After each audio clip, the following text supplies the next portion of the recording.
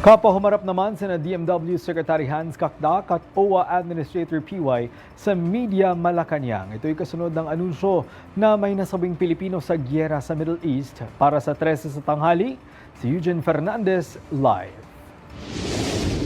Eugene.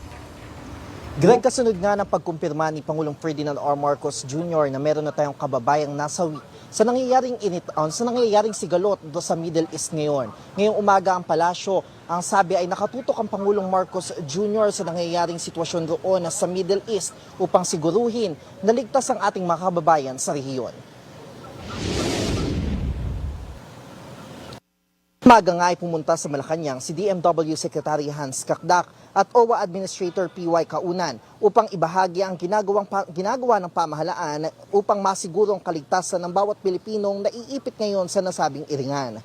Ayon sa DMW, sa Dubai may ilan ng mga Pilipino nagsabi na gustong mag-repatriate. Pero dahil sa kasalukuyang sarado ang airspace sa lugar, ay in-country assistance ang binibigay ng pamahalaan sa mga Pilipino sa iba't ibang bansa sa Middle East.